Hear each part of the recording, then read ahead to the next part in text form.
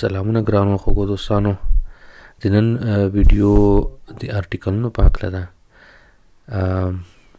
ما کوشش وکړ چې د ارټیکلونو په هکله څومره امکان لري درته ساده او اسانه یې کړم. نو کوشش مې وکړ چې په ډېره ساده ژبه ارټیکلونه تاسو ته صرف در معرفي کړم. البته دا ویډیو به ډېره تفصیلي ویډیو د ارټیکلونو په هکله نه وي او ما کوشش په دې کې کړی چې ویډیو ډېره رانه اوږده نه شي چې بیا لیدل تاسو ته هم خسته کونه کېږي. نو د ارټیکلونو تشریح په مکمل ډول باید په څو ویډیوګانو کې تقسیم شي. په یو ویډیو کې به د ارټیکلونو په مکمل ډول تشریح ډېره سخته وي. نو دا ویډیو صرف هغه په ابتدایي شکل د ارټیکلونو پیژندګلوي ده چې تاسې ارټیکلونه وپېژنئ چې دغه دی دس درې ارټیکله دي په الماني یا جرمني ژبه کې. داسې موږ او تاسې همیشه اورو د څه معنا او دی د څه لپاره استفاده کېږي، دی د څه لپاره او دس د څه لپاره. نو راځئ چې وګورو تر ټولو د مخه چې ارټیکلونه څه شی دي. Was ist Artikel؟ ارټیکل څه شی ده یا څه ته ویل کېږي؟ ارټیکل دا البته ما داسې په ساده ډول کوشش وکړ چې درته تعریف کړمه. هغه صحیح رسمي تعریف یې تقریبا نه ده د ګرامر په شکل، خو خیر راځئ چې ووایو چې څه مو لیکلي.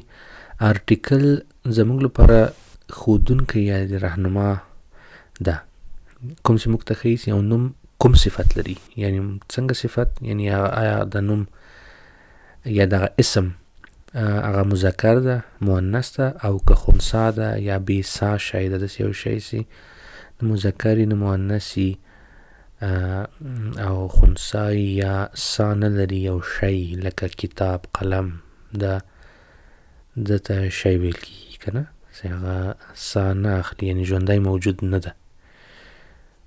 نو چې دغه اسم موږ ته مشخص کوي، دغه صفت ته مشخص کوي، ده ته ارټیکل ویل کېږي. داسې په لنډ تعریف شاید دغسې.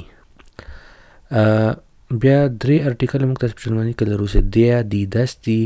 der د مذکرو نومونو لپاره استفاده کېږي. der د مذکرو یا نارینه نومونو یا اسمونو لپاره استفاده کېږي. die د مؤنثو یا ښځینه نومونو لپاره استفاده کېږي. die او das دریم ارټیکل د بې سا نومونو لپاره استفاده کېږي. راځئ چې یو جمله مثال هم پکې وګورو چې یو څه بهتره پرې پوه شو. der Mann، دغه سړی یا یو سړی. der Mann سړي ته په الماني ژبه کې من وایي، لکه په انګلیسي کې چې man ورته وایي man، په الماني کې من ورته وایي، خو له ډبل n یا ډبل n سره دوه ځلې n لیکل کېږي. نو دی موږ تاسې وویلې چې د مذکرو نومونو لپاره استفاده کېږي. نو من یا سړی چې ده مذکر ده، نو der Mann. مثال جمله der Mann heißt Ahmad، دغه سړی احمد نومیږي. دا یو لنډ مثال یو په یو جمله کې ما کوشش وکړ درته وښیم چې ارټیکل څنګه استفاده کېږي. die Frau دغه ښځه یا یوه ښځه. دی ارټیکل موږ تاسې ویلې چې د مؤنثو یا ښځینه نومونو لپاره استفاده کېږي که نه. راځئ مثال ته یې ګورو. die Frau hat schwarze Augen، die Frau hat schwarze Augen، دغه ښځه تورې سترګې لري. دغه ښځه تورې سترګې لري. نو دی د مؤنثو نومونو لپاره استفاده کېږي، دا یاد ساتئ. das Auto دغه موټر یا دا موټر یا یو موټر. موټر چې ده یو بې سا شی ده، نه مؤنث ده نه مذکر ده او سا نه اخلي، ژوندی موجود نه ده. نو das ارټیکل د دغسې اسمونو یا نومونو لپاره استفاده کېږي.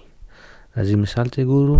das Auto ist kaputt، das Auto ist kaputt، دغه موټر وای خراب ده، یعنی تخنیکی ستونزه لري، مشکل لري، خرابه ده. همدارنګه دغه جدول دوستانو کوشش وکړئ در سره یاد کړئ، یعنی حتی که میخانیک یادوئ هم خو مقصد یاد کړئ. د دې په مکمل ډول تشریح لکه څنګه مې درته ویلې دا یو ابتدایي ویډیو د ارټیکلونو، نو اوس نه درته کومه، صرف داسې لنډه رڼا پې اچومه او بیا به انشاءالله په دې هکله باید جدا یو ویډیو جوړه سي او دا په مکمل ډول تشریح سي. دا زموږ او تاسې کازوس دی، یعنی کیسز ورته وایي، چې نومینیټیو، اکوزیټیو، داټیو، ګینیټیو، څلور دانې کازوس موږ او تاسې لرو، او ماسکولین نارینه، فیمینین ښځینه، نو ادغال خنثی، همدارنګه پلورال چې پلورل په انګلیسي کې ورته وایي، په الماني کې پلورال ورته وایي، یعنی جمع نومونه دي. په نومینیټیو کې ارټیکلونه نارینه چې د دی ده، ښځینه دی ده، او خنثی دس ده، او جمع دی ده. په اکوزیټیو کې چې کله جمله اکوزیټیو ته موږ او تاسې اړو، نو دی به په دن تبدیلوو. دن فیمینین دی راځي، هماغه دی پاتې کېږي، نو ادغال دس پاتې کېږي لکه پورته غوندې، او جمع هم هماغه دی ده. داټیو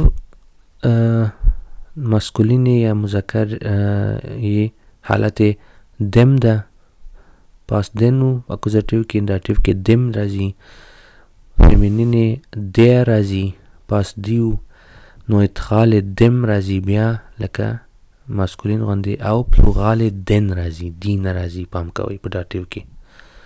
او ګینیټیو څلورم کازوس کې ماسکولین دس راځي، او فیمینین دی راځي، نو ادغال دس راځي،